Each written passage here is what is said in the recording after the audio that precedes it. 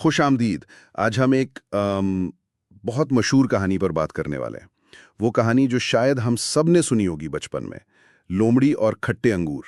جی بالکل، یہ ایسی کہانی ہے جو سننے میں سادہ لگتی ہے مگر اس کے معنی کافی گہرے ہیں۔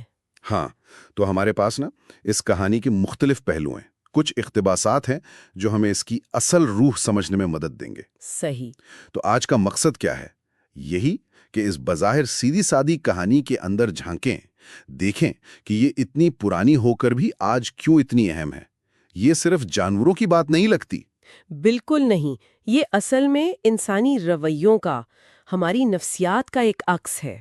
تو چلیں شروع کرتے ہیں، دیکھتے ہیں کیا ہے اس میں۔ جی ضرور۔ یہ کہانی اس لیے بھی خاص ہے کہ بہت مختصر ہوتے ہوئے بھی نا انسانی نفسیات کی ایک کہہ لیں کمزوری یا ایک عام پہلو کو سامنے لاتی ہے کہ ہم خواہش، ناکامی اور حقیقت میں کیسے ڈیل کرتے ہیں، کبھی کبھی خود کو کیسے دھوکہ دیتے ہیں۔ ٹھیک۔ تو کہانی ہمیں لے جاتی ہے قدیم یونان کے کسی جنگل میں۔ وہاں ایک لومڑی ہے جو ظاہر ہے لومڑی ہے تو چالاک تو ہوگی۔ جی، چالاکی تو لومڑی سے جڑی ہے کہانیوں میں۔ ہاں، اور ذرائع بتاتے ہیں کہ یہ والی لومڑی کچھ زیادہ ہی خود کو چالاک سمجھتی تھی، تھوڑا غرور بھی تھا اسے اپنی ذہانت پر۔ اور یہ بات اہم ہے، یہ غرور یا خود کو بہت قابل سمجھنا، کیونکہ جب آپ ایسا سوچتے ہیں نا تو ناکامی کا سامنا کرنا اور مشکل ہو جاتا ہے۔ صحیح۔ اچھا، تو یہ لومڑی جنگل میں گھوم رہی ہے اور اچانک اس کی نظر پڑتی ہے ایک بیل پر۔ اونچی بیل ہے اور اس پر لٹک رہے ہیں انگور۔ واہ! اور وہ کوئی عام انگور نہیں، بلکہ ذرائع کے مطابق خوب پکے ہوئے، رسیلے لگ رہے ہیں، دھوپ میں چمک رہے ہیں، ایک دم پرکشش۔ لومڑی کے منہ میں پانی آ جاتا ہے۔ یہ خواہش کا پیدا ہونا اور وہ بھی اتنی شدت سے، یہ بڑا دلچسپ نکتہ ہے۔ انگوروں کی وہ ظاہری خوبصورتی، وہ چمک، ہاں، یہ ایک دم سے لومڑی کو کھینچتی ہے۔ یہ صرف بھوک نہیں لگتی، یہ کسی اچھی چمکتی چیز کو پانے کی شدید چاہت لگتی ہے۔ زندگی میں بھی تو ایسا ہی ہوتا ہے نا؟ بالکل ہوتا ہے۔ تو لومڑی فوراً فیصلہ کر لیتی ہے کہ یہ انگور تو مجھے چاہیے۔ وہ بیل کے نیچے آتی ہے اور کوشش شروع۔ اچھا۔ وہ اچھلتی ہے، اونچی چھلانگیں لگاتی ہے، پوری کوشش کرتی ہے کہ بس کسی طرح ان تک پہنچ جائے، مگر بیل بہت اونچی ہے۔ اوہ! ہاں، اس کی کوشش کام نہیں آتی۔ وہ بار بار ٹرائی کرتی ہے، شاید کچھ دیر لگی رہتی ہے، لیکن انگور اس کی پہنچ سے باہر ہیں، ناکام ہو جاتی ہے۔ یہ لمحہ بہت اہم ہے، ناکامی کا لمحہ۔ یہیں پر اصل کردار سامنے آتا ہے نا؟ صحیح۔ جب آپ کوئی چیز بہت چاہتے ہوں، کوشش بھی کریں لیکن ملے نہیں، تو آپ کیا کرتے ہیں؟ آپ کا رد عمل کیا ہوتا ہے؟ یہیں پتہ چلتا ہے اصل بات کا۔ تو لومڑی کیا کرتی ہے؟ ذرائع کہتے ہیں کہ جب اسے سمجھ آ جاتا ہے کہ بھئی یہ تو نہیں ملنے والے، وہ تھک ہار کر شاید تھوڑی جھنجھلاہٹ میں، غصے میں وہاں سے مڑتی ہے۔ بالکل، مجھے تو چاہیے ہی نہیں تھے۔ ہاں، یہ کلاسیکی رد عمل ہے۔ اور ایسے چل دیتی ہے جیسے اسے کبھی دلچسپی تھی ہی نہیں ان میں، یا جیسے خود ہی فیصلہ کیا ہو کہ یہ لینے کے لائق ہی نہیں۔ بالکل، یہ نفسیات میں اسے کہتے ہیں ریشنلائزیشن، جواز تراشی۔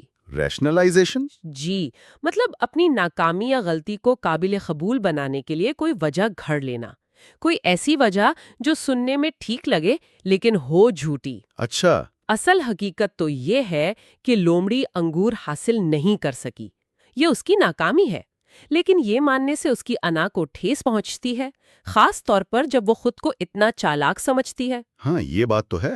تو وہ کیا کرتی ہے؟ وہ اپنی سوچ بدل لیتی ہے۔ مسئلہ مجھ میں نہیں، میری پہنچ میں نہیں، انگوروں میں ہے۔ بالکل، وہ کھٹے ہیں۔ اس طرح وہ اپنی ناکامی کو چھپا لیتی ہے۔ یہ تو بہت دلچسپ نکتہ ہے۔ مطلب یہ صرف بہانہ نہیں ہے، یہ اپنی عزت بچانے کا ایک نفسیاتی طریقہ ہے اپنی نظروں میں۔ جی بالکل، یہ ایک دفاعی طریقہ کار ہے، ڈیفنس میکینزم۔ ہمارا ذہن ہمیں تکلیف دہ احساسات سے بچانے کے لیے ایسے طریقے استعمال کرتا ہے، جیسے ناکامی، شرمندگی، مایوسی، ان سے بچنے کے لیے۔ تو لومڑی اپنی ناکامی کے درد کو کم کرنے کے لیے انگوروں کو ہی برا کہہ رہی ہے۔ شاید دل میں جانتی ہو کہ وہ نہیں پہنچ سکی، لیکن بولنے میں وہ حقیقت کو بدل رہی ہے۔ واہ! اچھا، کہانی یہیں ختم نہیں ہوتی۔ کہتے ہیں جنگل کے دوسرے جانور بھی تھے، کوئی پرندہ یا گلہری، جو یہ سب دیکھ رہے تھے۔ اچھا۔ ہاں، اور انہوں نے لومڑی کی یہ بات سنی اور وہ سمجھ گئی اس کی چالاکی۔ ایک چھوٹا پرندہ تو شاید بولا بھی کہ انگور کھٹے نہیں ہیں، لومڑی کی پہنچ چھوٹی ہے۔ یہ تو بھانڈا پھوٹ گیا۔ ہاں، تو اس طرح یہ کھٹے انگور والی بات پورے جنگل میں مشہور ہو گئی، ایک مثال بن گئی۔ اور یہ بھی اہم ہے کہ ہمارے یہ جو بہانے ہوتے ہیں نا، یہ اکثر دوسروں پر ظاہر ہو جاتے ہیں۔ ہم خود کو شاید وقتی طور پر سمجھا لیں، لیکن دنیا دیکھ لیتی ہے۔ صحیح۔ اس سے لومڑی کی ساخت پر بھی تو فرق پڑا ہوگا نا؟ چالاک تو تھی، پر اب شاید تھوڑی کمزور یا جھوٹی بھی سمجھی جانے لگی ہو۔ تو اس کہانی کا سیدھا سبق کیا ہے؟ اگر بچوں کو سنائیں تو کیا سکھائیں؟ بنیادی سبق تو یہی ہے کہ جو چیز نہ ملے اسے برا کہہ دینا آسان ہے۔ یہ سکھاتی ہے کہ اپنی ناکامی کو، اپنی حد کو مان لینا بہتر ہے۔ بہانوں کے پیچھے چھپنا اچھی بات نہیں۔ ایمانداری، خود سے ایمانداری۔ لومڑی کی طرح نہیں بننا چاہیے۔ جی، لیکن آپ نے پہلے نفسیات کی بات کی تھی، ریشنلائزیشن، ڈیفense میکنزم، اس میں کوئی اور گہری بات بھی ہے؟ ہاں بالکل ہے۔ اگر ہم اس سے تھوڑا اور گہرائی سے دیکھیں نا تو یہ رویہ ایک اور بڑے نفسیاتی تصور سے جڑا ہے۔ اسے کہتے ہیں کوگنیٹو ڈسننس۔ کوگنیٹو ڈسننس، یہ کیا ہوتا ہے؟ یہ تو کافی بھاری لفظ لگ رہا ہے۔ نہیں، اتنا مشکل نہیں، آسان لفظوں میں سمجھاتی ہوں۔ فکری تضاد کہہ لیں۔ یہ وہ ذہنی بے چینی یا ٹینشن ہے جو ہمیں تب محسوس ہوتی ہے جب ہمارے دو خیالات یا عقیدے یا رویہ آپس میں ٹکراتے ہوں۔ اچھا، مثال کے طور پر جیسے مان لیں آپ سگریٹ پیتے ہیں، یہ رویہ ہے، لیکن آپ یہ بھی جانتے ہیں کہ سگریٹ صحت کے لیے بری ہے، یہ عقیدہ ہے۔ اب یہ دونوں باتیں آپ کے ذہن میں ایک ساتھ ہیں، رویہ اور عقیدہ میل نہیں کھا رہے، اس سے ایک بے چینی پیدا ہوتی ہے۔ ہاں سمجھ آ رہا ہے۔ تو اس بے چینی کا کیا کرتے ہیں ہم؟ ہمارا دماغ نا اس بے چینی کو کم کرنا چاہتا ہے، اسے پسند نہیں کرتا، تو وہ کوئی نہ کوئی راستہ نکالتا ہے۔ یا تو ہم رویہ بدل لیں، سگریٹ چھوڑ دیں، یا عقیدہ بدل لیں، ارے نہیں اتنی بری نہیں ہے، یا کوئی نیا خیال شامل کر لیں، میں تو بہت کم پیتا ہوں، یا مرنا تو سب نے ہے۔ اچھا، تو لومڑی کے کیس میں یہ کیسے لاگو ہوتا ہے؟ اس کے کون سے خیالات ٹکرا رہے ہیں؟ دیکھیں، لومڑی کے ذہن میں دو باتیں ہیں۔ ایک، میں ایک بہت چالاک، قابل لومڑی ہوں، یہ اس کا اپنے بارے میں عقیدہ ہے۔ ٹھیک ہے۔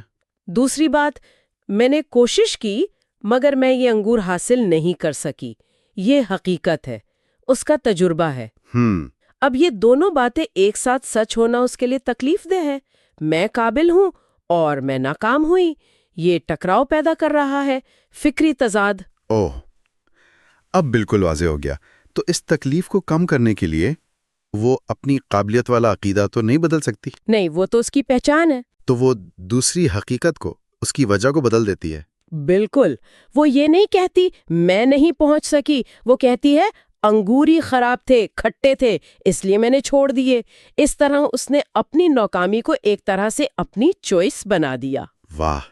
اس نے انگوروں کے بارے میں اپنا نظریہ بدل کر اپنے اندر کی بے چینی کو کم کر لیا۔ یہ تو واقعی بہت گہری بات ہے۔ یہ صرف جانوروں کا بہانہ نہیں، یہ تو انسان کے سوچنے کا، اپنے جذبات سے نمٹنے کا ایک بنیادی طریقہ ہے۔ جی ہاں، اس کا مطلب یہی ہے کہ یہ کھٹے انگور والا رویہ صرف کہاوت نہیں، یہ انسانی نفسیات کی ایک سچائی ہے۔ ہم سب زندگی میں کبھی نہ کبھی کسی نہ کسی شکل میں یہ کرتے ہیں۔ ہاں بالکل۔ نوکری نہیں ملتی تو کہتے ہیں وہ کمپنی اچھی ہی نہیں تھی، کوئی رشتہ نہیں بن پاتا تو وہ میرے لائق نہیں تھی، کوئی مہنگی چیز نہیں خرید پاتے تو اس میں ہے کیا، فضول ہے۔ یہ سب اسی فکری تضاد کو کم کرنے کی کوششیں ہیں۔ لیکن کیا یہ ہمیشہ برا ہوتا ہے؟ مطلب کیا یہ خود کو مایوسی سے بچانے کا ایک طریقہ نہیں ہے کبھی کبھی؟ یہ بہت اہم سوال ہے۔ ایک حد تک یہ جو دفاعی طریقہ ہے یہ ہمیں شدید مایوسی سے یا اپنے بارے میں بہت منفی سوچنے سے بچا سکتا ہے، وقتی طور پر۔ ہماری انا کو شاید تھوڑا سہارا مل جاتا ہے۔ اگر ہر ناکامی پر ہم خود کو بالکل ہی گرا ہوا محسوس کرنے لگیں تو شاید آگے بڑھنا مشکل ہو جائے۔ تو ایک وقتی فائدہ تو ہو سکتا ہے۔ لیکن پھر اس کا نقصان کیا ہے؟ اگر یہ ہمیں بہتر محسوس کراتا ہے تو مسئلہ کیا ہے؟ مسئلہ تب ہے جب یہ ہماری عادت بن جائے، جب ہم حقیقت سے منہ موڑنے لگیں مستقل طور پر۔ اگر لومڑی سچ میں یہ مان لے کہ اونچے لگے سارے پھل کھٹے ہی ہوتے ہیں تو وہ شاید مستقبل میں کبھی کوشش ہی نہ کرے۔ اچھا، ہاں۔ یہ رویہ ہمیں سیکھنے سے روکتا ہے، اپنی غلطیوں سے سبق حاصل کرنے سے روکتا ہے۔ ہم اپنی کمزوریوں کا سامنا نہیں کرتے، ان پر پردہ ڈالتے رہتے ہیں اور اس طرح بہتر بننے کا موقع کھو دیتے ہیں۔ تو گویا یہ ایک دودھاری تلوار ہے، وقتی فائدہ مگر لمبا نقصان۔ بالکل، یہ ہمیں ایک آپ کہہ لیں آرام دہ جھوٹ میں قید کر سکتا ہے۔